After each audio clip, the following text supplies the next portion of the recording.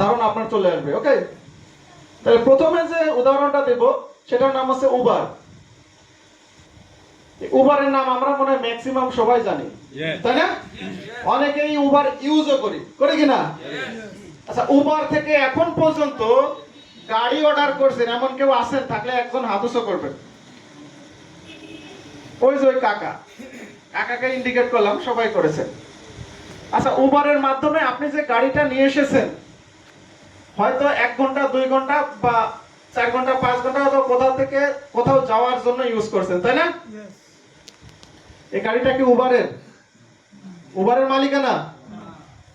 হতে পারে আপনার পাশের বাসার কেউ হতে পারে, সে উবারে রেজিস্ট্রেশন করেছে আর আপনি উবারে রেজিস্ট্রেশন করার মাধ্যমে গাড়িটা অর্ডার করছেন, এই তো গাড়িটা আপনার কাছে চলে আসছে। আসলে গাড়িটা উবারে না। এরকম বাংলাদেশে হাজার হাজার লক্ষ লক্ষ গাড়ি আছে না?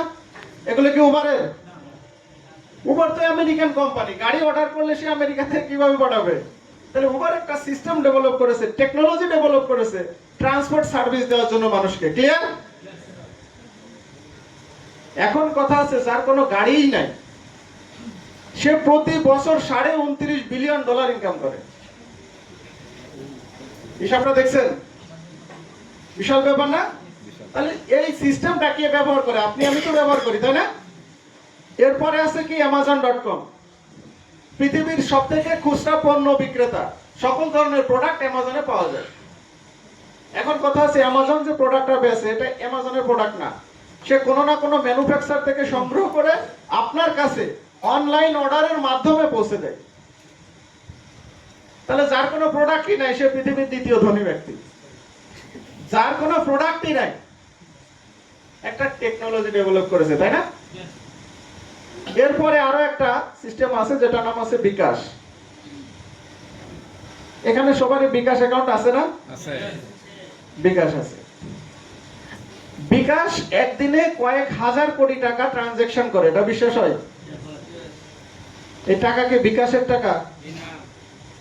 যে রকম হতে পারে আপনি নাম্বার দিয়ে আসলেন যে ভাই এই নাম্বারে 10,000 টাকা পাঠাই দেন, এটা বলে চলে আসলেন, টাকা পাঠিয়ে দেবে? টাকা দিতে হবে না বিকাশের এই এজেন্টকে? তার মানে আপনার টাকা আপনি পাঠাচ্ছেন কোনো না কোনো মানে বন্ধু বা পরিবারের কাছে, মাধ্যমটা কি? বিকাশ। তাহলে টাকাটা তো বিকাশের না। তাহলে হাজার হাজার কোটি কোটি টাকা বিকাশ লেনদেন করছে, ট্রানজাকশন করছে, একটা টাকাও বিকাশের না। আবার ওই বিকাশ এই সিস্টেম ডেভেলপ করে ওই দিন শত কোটি টাকা ইনকাম করছে, তাই না? তাহলে বিকাশ মানি ট্রানজাকশনের একটা মাধ্যম, এটা আপনি আমি তো ইউজ করি। এরপরে আছে ফুড পান্ডা। ঢাকা শহরে এটা বেশি চলে, তাই না? ওই 10 তলা থেকে নামতে মনে চায় না, ফুড পান্ডা আল্লাহরে উঠাই নিয়ে যান 10 তলায়। এই যে ফুড পান্ডার মাধ্যমে যে খাবারটা সেল হয়, এই খাবারটা আপনি কি মনে করেন ফুড পান্ডা রান্না করে আপনার কাছে পাঠাইছে? ফুড পান্ডার হোটেল রেস্টুরেন্ট আছে? ফুড পান্ডার কোনো হোটেল রেস্টুরেন্ট নাই, অথচ সারা বাংলাদেশের সবথেকে বড় খাবার সরবরাহকারী প্রতিষ্ঠান। যার খাবার রান্না করা, প্রসেস করারই কোনো অপশন নাই। তাহলে যার কোনো হোটেল নাই, রেস্টুরেন্ট নাই, অন্যের খাবার তার মাধ্যমে মানুষ অর্ডার করে আর সে মাঝখানে বসে প্রতিদিন কোটি কোটি টাকা ইনকাম করছে, তাই না? এটা তো একটা টেকনোলজি নাকি? এটাও একটা টেকনোলজি, এটাও একটা সিস্টেম। আচ্ছা, এই সিস্টেমগুলো কারা ব্যবহার করে? মানুষ, তাই না?